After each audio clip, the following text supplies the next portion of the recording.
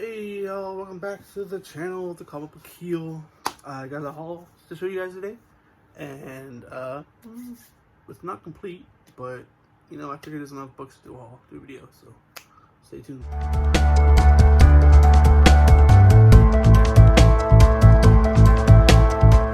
Alright, let's get started with that haul.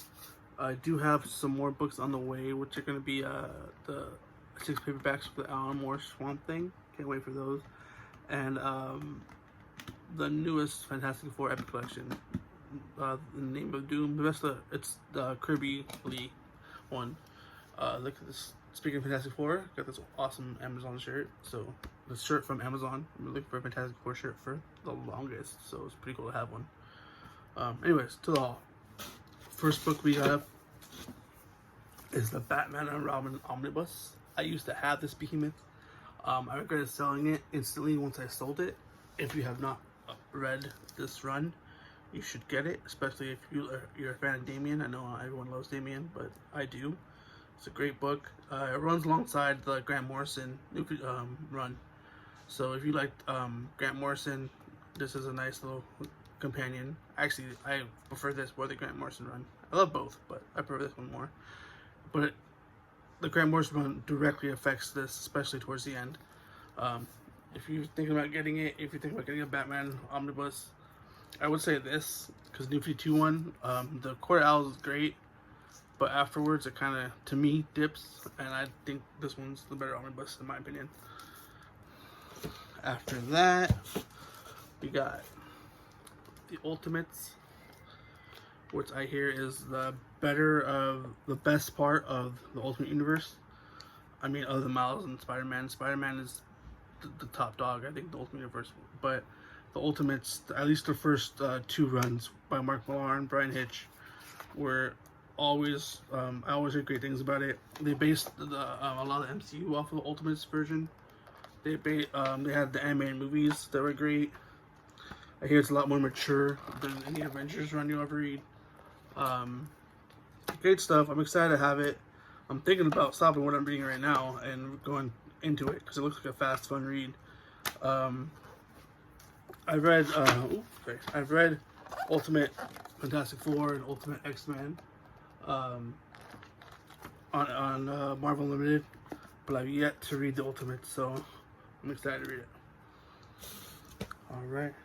Next up after that, we got the Avengers Volume 4. This is mostly Roy Thomas. I think the first half, and the second half is Steve Englehart on writing duties. We got some Neil Adam and Sal Buscema artwork. This has the Kree Skrull can't talk, War in it, and it also has the Defenders Avengers War.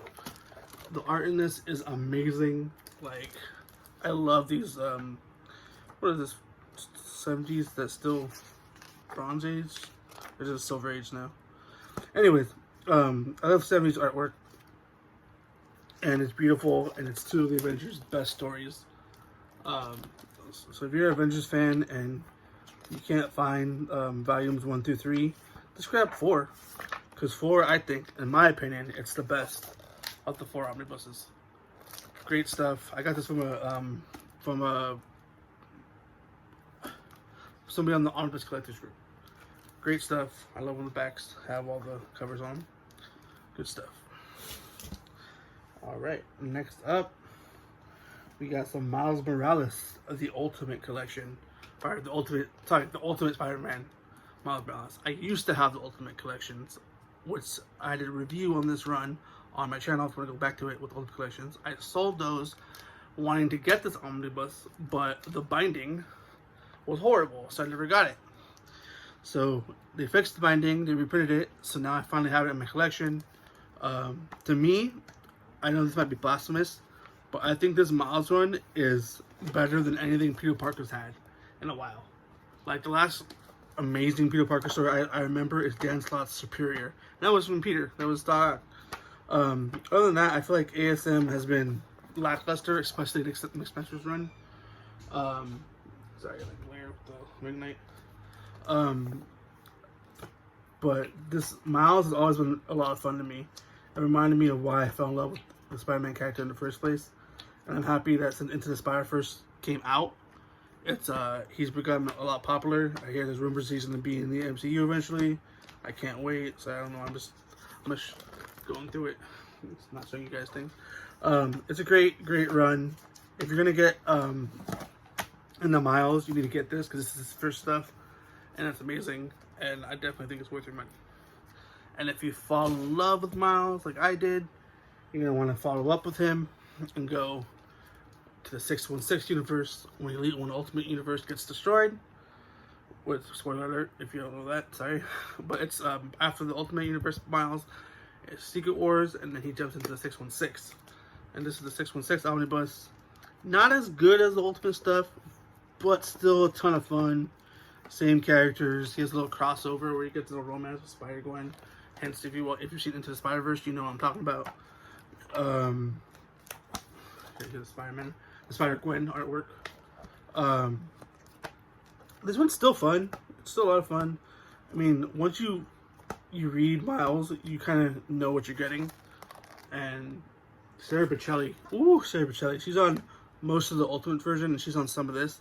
But Sarah Bocelli, the artist, this is her right here. She did the Spider-Man 1 and 2 crossover. Sorry, dang, I keep that. I mean, like, it's bad.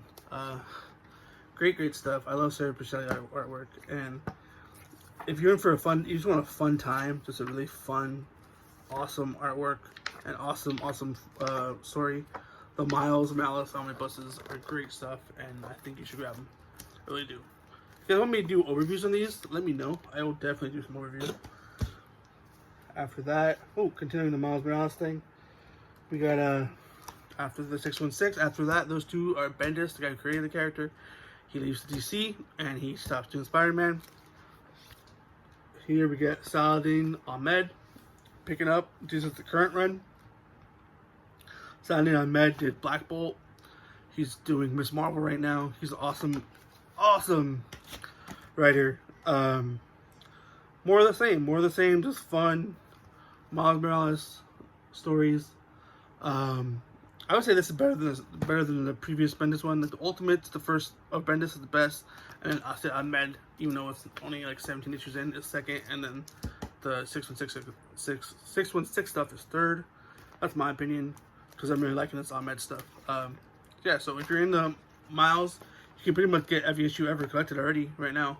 The 2 omnibuses, and then the 3rd trade is coming out, or is out on Intel Trades, coming out on Amazon soon. I'm getting that too, so I'll have every Miles collected, so it's pretty cool.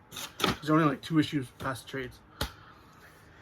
Alright, and the last thing I have to show you guys is this omnibus is out of print. It's been out of print every time I've wanted to get it, so I'm like, you know what, forget it, I'm just gonna get the trades, and I'm happy I did. I'm reading it right now. My most memorable childhood story, to my opinion, my most memorable childhood story of comics that I read. I remember picking up this issue right here of Death of Superman, and it affected me so much.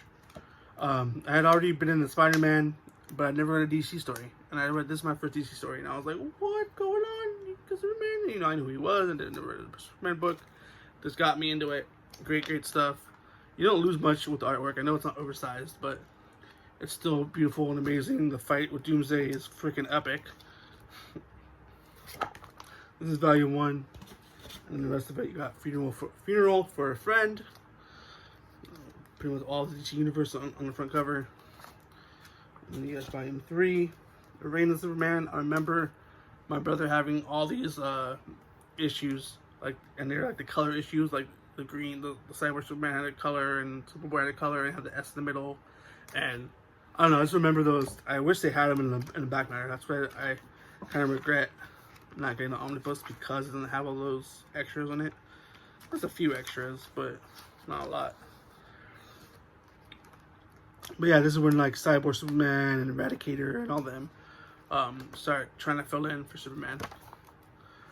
And then after that, we get the Return of Superman, the famous black suit that everyone knows him for. I hear it's going to be in the Snyder Cut, so that's pretty cool. This is the thickest of the group. It's pretty thick. Yeah. So this is technically the end of the story. But the trades have a 5th volume, which is when after the story he fights Doomsday again. It's technically not part of the Death of Superman story, but it is kind of wrapping it up in the future issues. He goes to Apocalypse and fights Apocalypse, and he ends up fighting Doomsday again, and pretty good stuff. I mean, I'm not there yet, but I heard that's what it's about.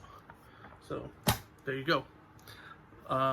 Anyways, that's the haul. If you guys want me to do reviews of them, pick a book, let me know. I'll take an Omnibus and I'll do a deep dive on it. I know we got Omar and Gem Mid and Just Omnidog and freaking Riley doing all these great videos, so you guys don't have to watch my videos if you don't want to. I'm happy that you do. Thanks for watching them.